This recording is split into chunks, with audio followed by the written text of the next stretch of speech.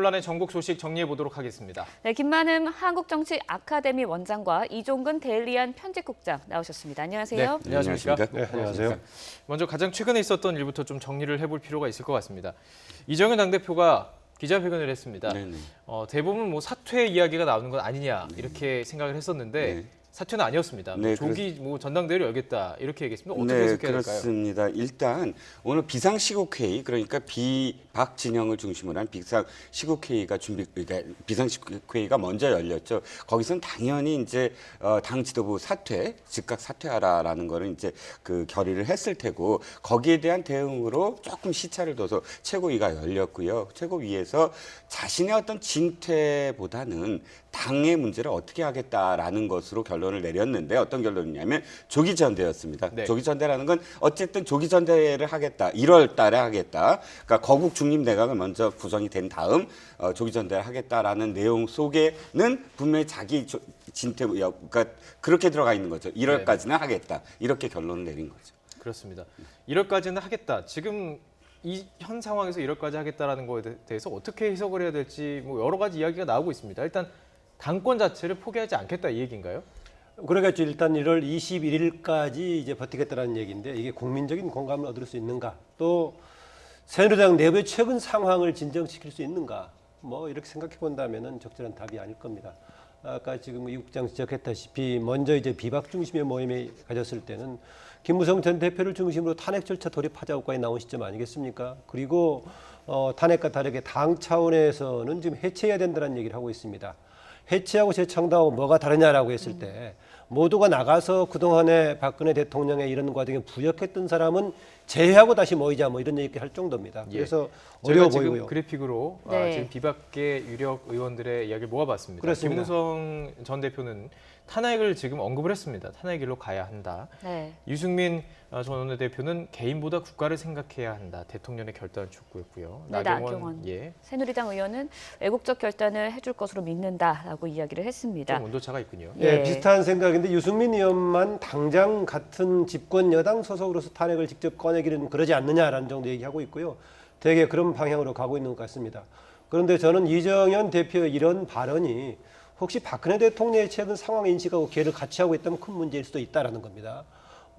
지금 집권 여당이라는 것이 특히 친박들의 경우에는 박근혜 대통령의 최근 여러 가지 실책에 공동으로 책임을 져야 되는 상황인데, 그 대표진이 일단 다음 조기전대를 말하면서 간다는 게 과연 이해가 될 것인가. 박근혜 대통령도 어제 100만 촛불 집회에 대응하는 이후에 혹시 내일이나 모레쯤에 이런 식의 대응을 내놨을 때 과연 국민들이 어떻게 받아들일까 미리 걱정이 되기도 합니다. 예. 네. 또 흥미로운 부분은 대선 후보에게 당대표직을 할 수 있도록 바꾸겠다.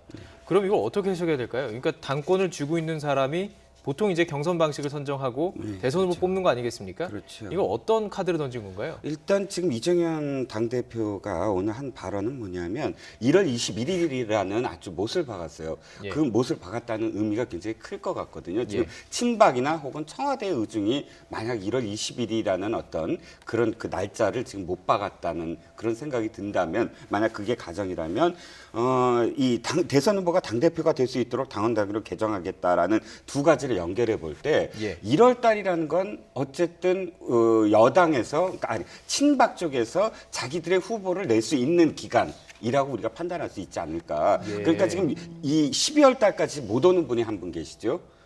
친박이 계속 밀던 반기문 사무총장을 만약 상정을 한다면 그분이 돌아올 수 있는 건 어쨌든 1월 이후 아니겠습니까? 그러면 대표가 당대표가 될 수 있다는 건 사실은 그 이후에 모든 사람한테 어쨌든 권한을 다 줘서 당까지 다 합쳐서 그 사람이 실질적으로 자신의 어떤 그런 그 이 입지까지도 1년 동안 경선이라든지 이런 모든 상황을 할 수 있도록 도와줄 수 있는 그런 기간이다라고 그냥 그 겉으로 읽을 수 있는 그런 상황인데, 사실 이게 쇄신이라고 이야기할 수는 없겠죠. 그러니까 우리가 원칙이 있지 않습니까? 왜 우리가 당대표와 그다음 당권과 대권을 왜 분리했냐면 민주주의 때문입니다. 그러니까 그것을 함께 한다면 당을 완전히 장악하게 처음부터 장악하는 어떤 상황이 되지 않겠습니까? 근데 그런 원칙을 우리가 세우자라고 해서 거의 한 몇 년 동안은 당권과 대권을 분리했는데 이번에는 비상이라고 해서 그것을 합쳐버린다. 그리고 이게 쇄신안이다. 예. 이렇게 얘기하면 사실상 그거 쇄신안이라고 받아줄 수 있는 사람이 누가 있겠습니까? 예, 이건 딱 어떻게 5년 생각하십니까? 전에 비슷한 양상이 전개가 됐었습니다. 물론 저는 지금 이정현 대표가 얘기하는 방향 또 그 일정대로 새누리당이 이후에 진행되기는 어려워 보입니다. 워낙 당의 다수가 지금 현재 이대로 가서는 안 된다. 당 해체를 얘기하고 있는 상황이기 때문에요. 어렵게 보이는데 제가 5년 전에 비슷했던 건 뭐냐. 당시에 이제 한나라당의 당원에 따르면은 대선 후보 출마 전 1년 반 전에 이제 그만두게 돼 있었죠. 예. 그런데 한나라당이 당시에 11.6 서울시장 재보선을 거치면서 어려워져 가지고 당 재창당이니 뭐 해천이 나왔을 때 박근혜 의원이 비대위원장을 맡아가지고 비대위원장에 한해서는 그 적용을 두지 않는다 해가지고 차기 대권 주자이면서 비대위원장을 맡아가지고 당을 다시 꾸렸던 그런 점이 있습니다. 보니까 이 편집국장 얘기한다면은 마치 그런 양상으로 그런 형태로서 혹시 반기문 총장을 염두에 두고 있나 모르겠는데 예, 예. 당장 오늘 질문에 대해서는 상관없다고 했지만 모르겠습니다. 두고 봐야겠습니다. 네, 오늘 뭐 새누리당 내 상황을 좀 정리를 해보면요. 친박 지도부, 그러니까 이정현 의원이 즉각 사퇴를 거부했고요. 거기에 대해서 김무성, 유승민 등 비주류는 당 해체를 추진하겠다고까지 밝혔습니다. 사실상 붕당 초읽기로 들어가는 거 아니냐 이렇게 볼 수도 있는 건가요? 네, 그렇습니다. 이제는 사실 한 지붕 안에서 이 두 세력이 함께 있는 거는 불가능해 보이죠. 그런데 이제 어떻게 그러면 해체든지 아니면 분당이든지 이런 어떤 상황이 될 것인가. 사실 당 해체라는 말 자체는 뭐 객관적으로 봤을 때는 참 기가 막힌 일입니다. 왜냐하면 예. 당원이나 국회의원, 현 그 당에 소속돼 있는 사람들이 나서서 국민들한테 약속하기를 당을 해체하겠습니다. 약속하는 그런 지금 모양새잖아요. 그런데 예, 예. 그것이 일단 왜 그렇게 되냐면 자신들이 주류가 아니기 때문에 비주류이기 때문에 당을 어떻게 혁신하겠다라는 말은 가능할지 모르지만 당을 해체하겠다는 말은 곧 분당으로 할 수밖에 없는. 왜냐하면 주류가 아니니까. 주류는 당을 계속 보존할 테고 그렇다면 비주류가 선택하는 당 해체라는 건 어쨌든 분당이라는 결과밖에 나오지 않지 않을까. 예. 그러니까 말은 좀 다르지만 어쨌든 결과적으로는 어떤 방법으로 분당이 될 것이냐, 명분을 자기들이 갖고 분당을 할 것이냐, 그것만 남아있는 그런 상황이 되겠죠. 예. 얘기하신 대로 아마 지도부가 계속 버티기 한다면 방법상으로는 이제 비주류가 탈당해가지고 새로운 당을 만드는 방식밖에 없겠죠. 오늘 이정현 대표가 그런 식의 기자회견을 했다면은요, 저는 적어도 비중 있는 몇 사람이 다음 주쯤에는 탈당하는 상황이 나올 수 있다고 봅니다. 이런저런 정보에 따르면은 언제 결영할까 이런 얘기가 나오고 있는 상황이어서 예. 다만 그것을 막을 수 있는 방법은 현재 이정현 대표를 중심으로 현 지도부가 뭔가 그만두고 당을 재정비하는 방향으로 간다면 모르겠는데 이렇게 계속 고수하는 상황이 생기면 저는 당장 내일부터 진행되는 과정 속에서 일부 비중 있는 사람이 탈당하는 상황이 발생할 수도 있다. 오늘 오후 6시에 그 문병호 전 국민의당 국회의원이 나오셔가지고 이야기를 나눠봤습니다. 예. 제3지대론을 좀 꺼내면서 만약에 탈당한 비박계가 국민의당으로 흡수될 가능성 혹은 뭐 제3지대에서 다시 뭐 창당하는 가능성도 있고요. 어떻게 보시냐 그랬더니 가능성 있다고 얘기하시더라고요. 어떻게 보십니까? 그건 뭐 창당 문제보다는 저는 이제 박근혜 대통령 이후에 전국 일정이 어떻게 진행이 될 것인가 뭐 그 관련해 가지고 움직임이 있을 걸로 봅니다. 예. 쉽게 이야기하면은 지금 그동안에 박근혜 최순실 게이트 터지기 전에 개헌 얘기도 나왔었고 뭐 7구가운 얘기도 나왔었고 뭐 바꾸자는 상황이 생겼지 않습니까? 네. 그래서 지금 이번에 차기 대통령 선거를 뽑기 전에 그런 문제를 상당 부분 해결하고 갈 것인가 아니면은 차기 대통령과 차기 정부가 그런 역할을 담당하는 과도 정부를 꾸릴 것인가 이런 논란이 있을 것입니다. 네. 그 논란 과정 속에서 여야를 넘어서는 여러 세력들이 한번 의견을 같이 조율하는 그런 상황이 생기면서 예. 정당 자체도 재편될 소지가 있어 보이긴 합니다. 예. 네, 이번에 또 대통령 검찰 수사 이야기 좀 나눠보도록 하겠습니다. 이르면 이번 주 화요일이고요. 늦어도 수요일 중 하루는 대통령이 검찰 조사를 받게 된다고 했습니다. 무엇보다 최순실 씨 관계 규명이 아무래도 핵심이 될 것 같은데 어떻게 보십니까? 네, 결정적으로 최순실 씨나 혹은 안정범 수석이 검찰 수사를 받는 도중 또는 검찰 수사를 받기 전에 대통령에게 지금 모든 것을 미루는 그런 모양새입니다. 그렇기 때문에 대통령이 내가 지시했다 또는 내가 무엇을 했다라는 대답이 나올 수밖에 없는 또 그것을 들으러 가는 그런 상황이겠고요. 그러면 왜 사람들은 대개 배반을 했다. 그러니까 최순실 씨나 혹은 뭐 안정범 수석이 검찰 수사를 받는 도중에 이제는 뭐 배신한다. 뭐 이런 어떤 뭐 분석도 하시는 것 같지만 사실 제가 볼 땐 전체적으로는 대통령의 어떤 책임을 대통령의 어떤 권한을 갖고 있는 상황에서 해서 대통령한테 어떤 여죄를 물을 수는 없는 것 아니겠습니까? 일단 지금 오늘 당대표 이정현 당대표도 최대한 시간을 지금 끌려는 시간을 벌려는 그런 어떤 움직임을 보이고 있고 예. 또 현재 청와대의 어떤 기류도 사실상 이 급박하게 뭐 어떻게 이 쇄신이라든지 혹은 이 야당의 어떤 요구를 들어주는 어떤 분위기는 현재까지는 그런 모습은 보이지 않습니다. 그렇다면 대통령이 검찰에 이야기할 수 있는 것이 나는 국가를 지금까지 왜 두 번의 사과에서 나온 그런 표현들 예. 국가를 위해서 한 일이다. 그렇지만 예, 예. 개인적인 어떤 그런 뭐 계좌들을 도와줬다. 이권이라든지 이런 것들은 내가 모른다. 예. 하지만 내가 지시한 건 맞다. 예를 들어서 K스포츠나 미르재단의 정당성에 대해서는 대통령 계속 똑같은 어떤 생각을 갖고 계신 것 같고 그렇게 네네. 표현할 것 같고 그렇다면 대통령이 그러니까 검찰에 지금 거기서 대통령을 조사를 했을 때 어디까지 그렇다면 예. 우리가 그러니까 검찰이 밝혀낼 수 있을 것이냐. 그러니까 국민들이 요구하는 수준까지 그러니까 밝혀낼 수 있을 것이냐. 예. 그거는 굉장히 미지수로 보이는 거죠. 조사 방법, 그다음에 그것도 상당히 관심 아니겠습니까? 어떤 식으로 대면 조사냐, 뭐 검찰에 좀 소환하는 형식으로 검찰청에 나올 것이냐, 아니면 제3지대에서 할 것이냐, 제3 장소에서 할 것이냐, 상당히 의미가 다 다릅니다. 어떻게 보십니까? 일단 형식상으로는 대면 조사의 원칙은 세웠죠. 그건 예. 직접 보고 조사한다는 것인데 서면이 아니고요. 네. 직접 보고 조사하는 게 검찰청에서 할 것인가 아니면 청와대에서 할 것인가 제3의 장소에서 할 것인가라는 것인데 대개 관측들은 제3의 장소에서 할 가능성이 커 보인다라고 얘기하고 있습니다. 네. 청와대와 검찰청에서 하는 것은 양상반대 양극에 있죠. 검찰청은 이제 포토라인 관련될 수도 있고 국제적인 네. 논란이 나올 소지가 있는 것이고 다른 한편으로는 청와대에 간다는 것은 검사가 청와대에 가서 조사하는 게 청와대가 오히려 위세 속에 조사하는 게 타당하느냐 이런 논란의 소지도 있는데요. 저는 장소 못지않게 과연 검찰이 조사를 통해서 얼마나 검찰의 입장에서 규명해낼 수 있을까 이게 과제라고 봅니다. 그러나 몇 가지 같은 경우에는 분명히 확답을 낼 수 있는 소지가 있기도 합니다. 예컨대 조원동 당시 경제수석이 CJ 이미경 부회장 관련해 가지고 협박 지시 관련 얘기가 나왔었죠. 확실하게 몇 번에 걸쳐 가지고 VIP의 뜻이다, 대통령의 뜻이다, 지시다 얘기가 나왔기 때문에 이런 등등은 화가 날 내용이 있겠습니다. 그러나 나머지 부분 큰 틀에서 관련했을 때 안종범 수석이라든가 다른 사람들 정호성 비서관 등 했던 것들이 아까 이 국장 지적했다시피 대통령은 정상적인 국정 수행 과정에서 했던 정책이 있다.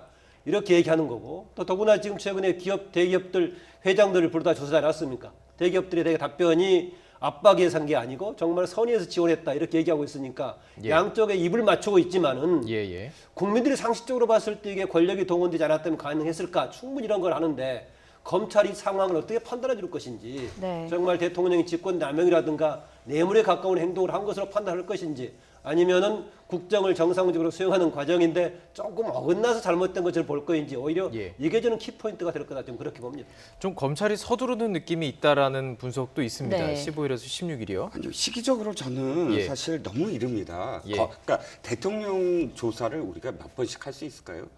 그건 사실 예. 대통령에 대한 아무래도 예우라는 문제도 있고 한 번 정도에 그쳐야 되지 않을까요? 그렇다면 아직도 우리는 소환 조사할 사람도 많고 예. 아직도 규명되지 않는 이 상황들이 굉장히 많습니다. 그런데 대통령한테 물어봐야 될 건 그 네. 모든 것들의 사실 핵심 축이 지금 대통령으로 모든 화살이 가고 있는데 그것들에 대한 아직 조사가 완벽하게 다 끝나지 않았는데 마지막 만나서 물어봐야 될 것들에 대한 당사자인 대통령을 먼저 한다. 이 모든 것들이 사실 맨 처음부터 너무 기획됐다라는 이야기가 그래서 또다시 나오는 겁니다. 한꺼번에 모든 사람들이 다 수면 위로 등장을 해서 이 매일같이 하나씩 그 소환 조사하고 또는 귀국하고 하면서 이 15일, 16일에 네. 대통령 이 조사까지 예. 이 일정들이 굉장히 너무 아무것도 한 20일 동안 아무것도 안 하다가 갑작스레 너무 많은 타이트하게 일정을 진행하고 있다.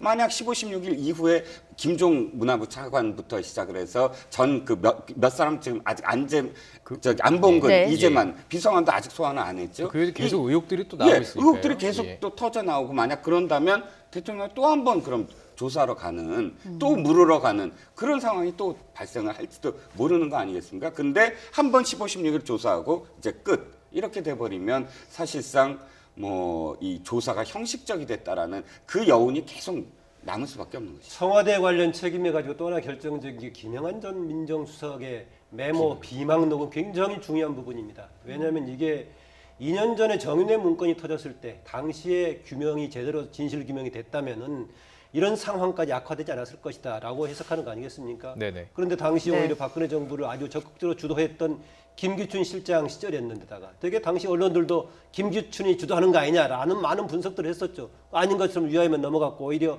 그 문제를 제기했던 사람이 오히려 이제 대신에 잡혀가고 했던 상황이 생겼는데 바로 그 밑에서 실무를 책임졌던 사람이 나중에 민정수석까지 갔던 우병우 민정비서관 아니었습니까? 네. 당시에. 그래서 이런 부분에 대한 상당히 좁혀졌을 때 청와대 역할과 책임에 대한 것도 같이 나가지 않을까 좀 그러는데 아직 여기는 지금 수사가 미치지 않고 있단 말이죠. 네네. 그런 상황에서 대통령의 해명을 듣는 방식의 수사가 될 가능성이 있다. 저는 그런 점에서 조금 이제 걱정이 되기도 합니다. 네, 좀 저희가 또 하나 짚고 넘어갈 부분이 대통령이 이번 조사를 받을 땐 참고인 신분으로 일단 소환이 돼서 조사를 받습니다. 소환은 아니고요. 네, 예. 그런데 검찰에서 조사 과정에서 신분이 바뀔 수도 있다고 이야기를 해놨거든요.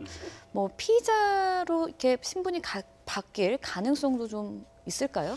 검찰의 하나의 어떤 지금 그 흘리는 그 네. 립 서비스라고 표현하면 좀 이상하지만 예. 그런 부분이 아닐까 싶어요. 왜냐하면 지금 조사하는 방식도 처음에 갑작스럽게 이 소환할 수 있다, 검찰에 소환할 수 있다 이렇게 밝혔는데 네. 사실 그 청와대에서 갑자기 또 거기에 대해서는 네.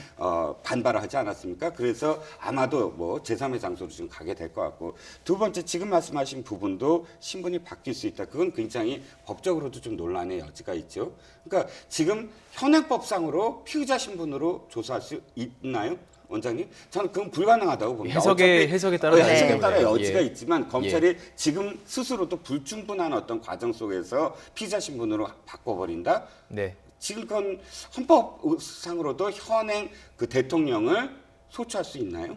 그건 소추는 안 되고요. 소추는 예. 안 되지만 어쨌든 그건 좀 불가능한 일을 먼저 그렇게 이야기해서 스스로 책임지지 못하는 어떤 상황으로 갈 수 있는 부분이 아닐까요? 표현이 저는 잘못됐다고 봅니다. 검찰이 수사 과정 속에서 여러 가지 또 입증이 하기 위해서는 상당히 기법이 많이 동원되지 않습니까? 그 중에 하나가 이제 긴 시간 집중적으로 하는 것인데 박근혜 대통령 대면 조사 어떤 방식으로 한다고 하더라도 1박 2일, 2박 3일 이렇게 조사할 수 있겠습니까? 아무래도 없죠. 예, 저는 그렇게 본다면은 예.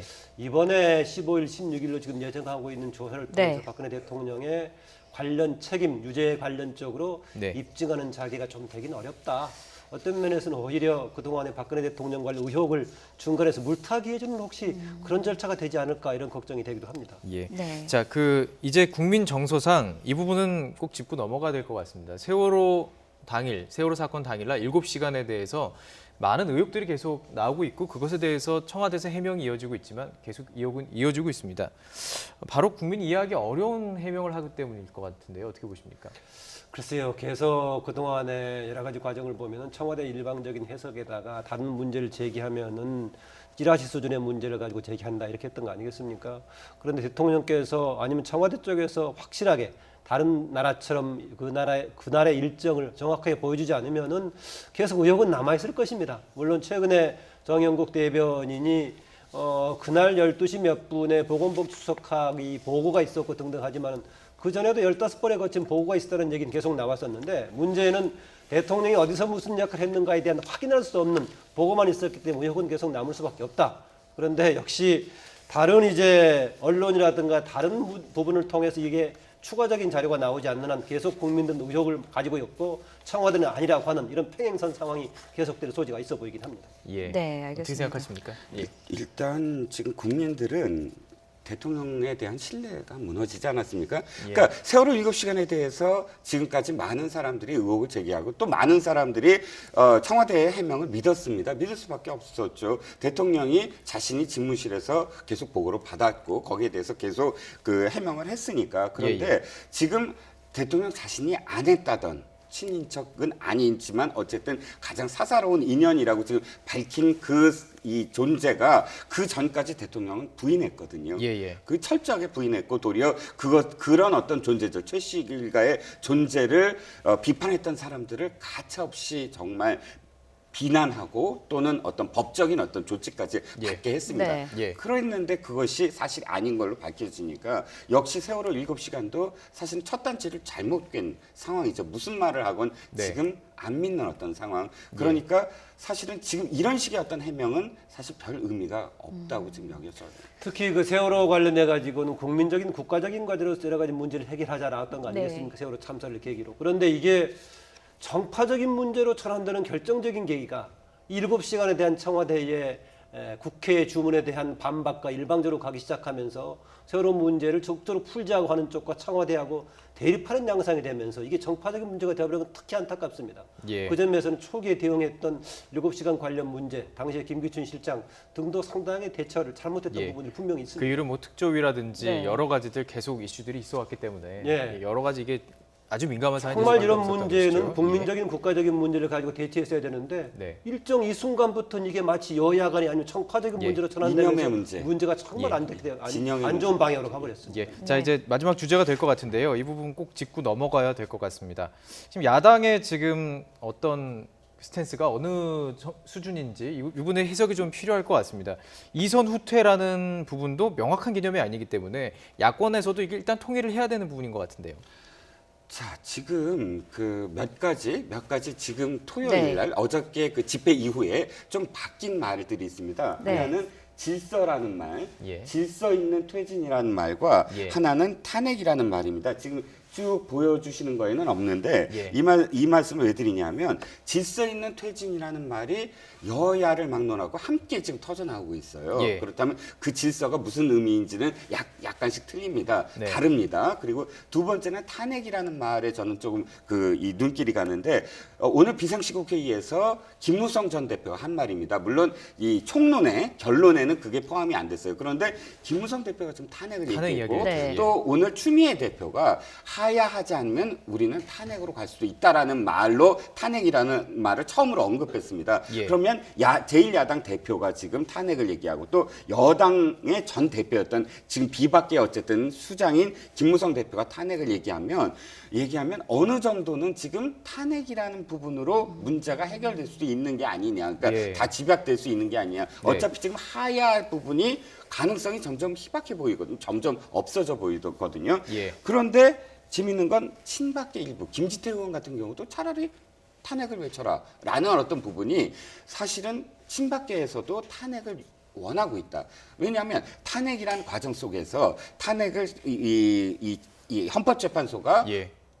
이러이러한 부분에서 사실은 탄핵까지는 아니다라고 결정을 내려버리면 재신임의 예. 네. 이 상황이 될 수가 있지 않겠습니까? 네네. 다시 대통령이 지금 수행하면 되니까. 그러니까 여야가 모두 다 어떤 정도에서 서로 다른 이유지만 어쨌든 탄핵이라는 목적지로 함께 모일 수 있다면 결론적으로는 한 2개월 정도 걸리거든요. 지난번 노무현 전 대통령의 비춰봤을 때 그러면 1월 달 정도, 지금부터 시작하면 1월 달 정도의 결정을 볼 수 있으니까 오늘 상황에서는 탄핵이라는 이 표현이 네. 상당 부분 많은 여기저기서 나왔다는 거에 저는 예. 주목을 합니다. 질서 있는 퇴진, 이선 후퇴, 탄핵까지 이야기가 흘러왔습니다. 어떻게 보십니까? 일단 질서 있는 퇴진을 가장 이상적으로 보고 있는 것 같습니다. 그런데 예. 이거는 박근혜 대통령이 받아들이고 같이 협력을 해야 가능하겠죠.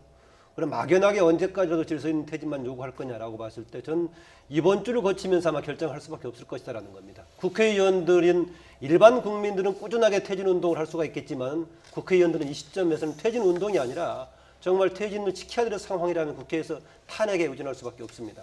그리고 이제 이게 탄핵 절차가 진행이 됐을 때 저는 결국은 이후의 일정보다는 국회에서의 의결 여부가 결정적이라고 보고 있습니다. 예. 네. 저는 진행이 된다면은 새누리당도 상당수가 찬성을 하기 때문에 예. 이게 그대로 통과될 가능성이 있다라고 저희가 봅니다. 그럼 그래픽으로 좀 정리를 했습니다. 만약에 예. 탄핵 소추안이 발의가 되면 재적 의원 3분의 2가 네. 동의를 해야 되는데요. 이게 200명입니다.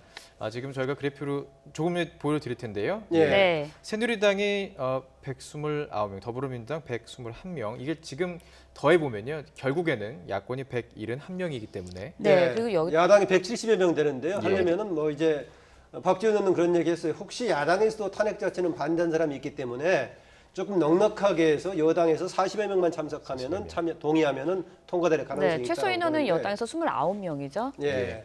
근데 이제 뭐 야당도 100% 동의한다라는 보장이 어려우니까 예. 좀 넉넉하게 여당에서 참여할 사람을 가만히 해야 된다 이런 얘기 하고 있고요. 오늘 뭐 김무성 전 대표가 탄핵 발언을 했기 때문에 좀 가능한 오늘 일은 비상시국 아닌가요? 회의에 예. 참여한 현역만 50명이 넘고요. 예, 분위기상으로 예, 나경원 분위기상으로 의원도 충분히 가능하죠. 야당이 주도한다면 뭐 가는 쪽이어서 저는 뭐 이게 예. 국회에서 추진이 된다면 될 가능성이 있다라고 봅니다. 예. 그리고 이후에 헌재 진행 과정 뭐 이제 법률상으로는 뭐 헌재한테 6개월 내에 하도록 권유를 하고 있습니다만은 아까 얘기했다시피 이전에 노무현 대통령 시기 한 2개월 정도 걸리긴 했습니다. 그래서 저는요 탄핵이 진행돼 버리고 나면은 네. 혹시 설령 대통령직을 유지한다고 하더라도요 이미 그 다음 국면부터는 차기 대선 일정으로 들어가니까 사실상 대통령이 주도적으로 국정을 이끌어갈 그럴 여지가 별로 없습니다. 그 점에서는 대통령 스스로도 뭔가 그나마 마지막 민심을 달래는 쪽이라면은 조금 질서 있는 퇴진에 적극적으로 협조하는 게 좀 필요하지 않을까 그런 생각도 듭니다. 네, 이번에는 어제 열렸던 촛불 집회 이야기도 좀 해보도록 하겠습니다. 주최 측 추산 100만 명이 모였습니다. 다음 주엔 또 4차 집회도 예정돼 있는데요. 어떻게 보십니까? 예, 많이 뭐 올까요? 예. 그런 비율을 얘기하고 있죠. 지금 예. 이제 87년 민주화 운동 이후에 가장 많이 지금 이제 시민들이 모였던 운동이다라고 얘기하고 있는데 네. 이것은 분명합니다. 최근에 최순실 박근혜 대통령 이 사건으로 국제적으로 대한민국의 국격이 얼마나 추락했습니까? 뉴욕타임즈에서 대통령 머리에 최순실이 들어있는 이런 만편까지 나올 정도의 창피할 정도였는데 그나마 우리나라 국민들이 정말 한국에 이런 동력이 살아있다는 걸 보여줬던 것은 희망이 아니었나라는 느낌이 드는데요. 박근혜 대통령 대응 양식 물론 수적으로는 앞으로 어제 모였던 만큼 많은 수가 모일는지는 모르겠지만은 박근혜 대통령 이 민심을 그대로 수용하지 않는다면은 국민들의 저는요 여기에 대한 항의가 평화적인 수준을 넘어서 경우에 따라서 좀 더 과격해질 소지도 있다라고 봅니다. 그 점에서는 정말 대통령과 여당 이 상황을 심각하게 그대로 받아들여야 된다. 예. 오늘 김무성 대표라든가 당의 상당수는 받아들이고 있는데 네. 당의 지도부를 꾸리고 있는 이른바 친박들은 아직도 상황을 상당히 안이하게 좀 보고 있는 것 같습니다. 안타깝습니다. 그 지금 이 집회 과정이 계속 인원이 늘어났는데 그 사이에 나름대로 청와대와 새누리당의 어떤 대응이 있었습니다. 사과도 있었고요. 그다음에 뭐 여러 가지 발표도 있었습니다. 그럼에도 불구하고 지금 100만 이상이 모인 거거든요. 어떻게 보십니까? 다음 집회는 그러니까 전망을 저는 해주시죠. 이제 그 사과를 어떻게 하셨든 간에 어저께 100만은 모였으리라고 봅니다. 왜냐하면 그 사과 여부와 상관없이 믿었던 대통령에게 사실은 우리가 한 표 찍어줘서 권위를 우리가 주지 않았으면 그 권위를 스스로 우리한테 배신을 했다. 국민들의 마음은 그거였거든요. 네. 그러면 사과의 문제는 별개로 사실은 아프면 아프다라고 한번 비명을 질러야 된다. 그러니까 그 아픔을 다들 나와서 한 번씩 이제 아팠다. 우리는 아프다. 왜 아프게 했느냐라고 비명을 지르는 게 어저께가 정점이었다고 봅니다. 예. 더 많이 모인다. 더 많이 모인다. 숫자는 이제 별 의미가 없을 것 같고요. 예. 얼만큼 지속적으로 사실은 이런 어떤 자기 목소리들을 내느냐. 어저께까지는 사실 국민들한테 붙잡고 그러면 하야하면 그다음 어떻게 되죠라고 물으면 대답을 못 하실 거예요. 왜냐하면 예. 하야하는 게 중요하지 그다음에 뭐가 중요해. 이렇게 답하실 거거든요. 왜냐하면 예. 어저께까지는 분노의 어떤 목소리였고요. 그럼 이제는 좀 차분하게 그럼 어떻게 되는 거냐. 그러니까 논리적으로 이성적으로 이제는 예. 답하고 행동하는 그런 어떤 그래서 이 뭐 다음 주 토요일 날 더 많이 모인다 뭐 200만 모인다 이게 중요한 게 아니라 예. 10만이 모이더라도 지속적으로 이야기하면서 예. 그다음에 그 다음 상황을 이야기해야 되겠죠. 그러면 진짜 거국 내각을 해라. 아니면 네. 뭐 책임 총리제를 해라. 그런 어떤 좀 더 이성적인 어떤 이 대안 뭐 이런 것들을 물론 정치권이 내세워야 되지만 이제 국민들도 하나의 어떤 생각을 예. 하야만 요구할 것이 아니라 그 다음에 이야기도 하셔야 되지 예, 않을까. 마지막 질문이 될 것 같습니다. 이제 네. 어쨌든 지금 토요일 단위로 이게 분수령이 계속 이 집회가 분수령이 되다 보니까 그 전국의 흐름 같은 게 좀 있는 것 같습니다. 어떻게 보십니까? 다음 주 한 주간에 있어서 가장 핵심이 되는 이번 그 국정농단 파문의 그 분수령이 될 어떤 이슈, 검찰 수사가 되겠죠? 네, 일단 뭐 대통령 행보 관련돼 있죠. 토요일 날 집회가 있었기 때문에 바로 내일부터 어느 사이에 대통령께서 사과라든가 대통령의 거취 관련 어떤 입장을 과연 표현할지 안 할지는 할 걸로 봅니다만은 네. 다만 내용이 어떤 걸 담느냐 좀 이게 문제처럼 보이고요. 네. 제가 형식상으로 해명의 기회가 되어버릴 가능성이 있다라고 우려를 했습니다만은 15일, 16일에 검찰 조사도 있고요. 예. 저는 새누리당 내부에서 행동도 다음 주에 이번 주에 나올 거라고 봅니다. 이미 오늘이 이제 비박을 중심으로 한 여러분들의 탄핵까지 나왔던 성토와 또 그다음에 이정현 대표를 중심으로 1월 20일까지 가겠다는 이 대응인데 네. 저는 네. 이게 이번 주에 폭발할 거라고 봅니다. 뭐 탈당 형식이라든 뭐든 폭발할 거라고 보고 예. 야당 역시도요. 그동안 해왔던 대통령한테 이선 퇴진 요구만 계속 해왔는데 이제 형식상의 요구가 아니라 구체적으로 아마 일정을 제시할 걸로 봅니다. 그 일정에 예. 대통령이 호응하지 않는다면은 불가피하게 국회가 가지고 있는 기능으로서 탄핵 국면으로 넘어갈 수밖에 없다 그렇게 봅니다. 영수회담 가능성도 있다고 보시는 것 같은데요. 예. 예, 영수회담 가능성은 사실 지금부터는 현저히 떨어질 겁니다. 왜냐하면 예, 예. 지난주가 사실 영수회담의 최적기였어요. 예. 네. 그러니까 지난주 토요일 날에 100만 집회 이전에 했어야죠. 이전에 예. 뭔가 푸는 어떤 방법이 있어야 되는데 네네. 이미 100만 집회가 있기 때문에 야당의 입장에서는 이선 후퇴까지도 안 된다. 지금 말씀하셨듯이 그 다음 상황, 뭐 탄핵까지 어떤 상황까지도 이야기해야 되는 상황인데 대통령으로서는 다음 주에 어차피 검찰 만나야죠. 또 3차 담화를 할지 안 할지 고심하셔야죠. 네네. 이 상황에서 이번 주는 사실 여야 영수회담의 어떤 가능성이 예. 없어 보입니다. 점점 예. 시기적으로도 그렇고요. 네. 예, 알겠습니다. 여기까지 듣도록 하겠습니다. 김만음 한국정치아카데미 원장과 이종근 데일리안 편집국장과 이야기 나눠봤습니다. 말씀 고맙습니다. 고맙습니다.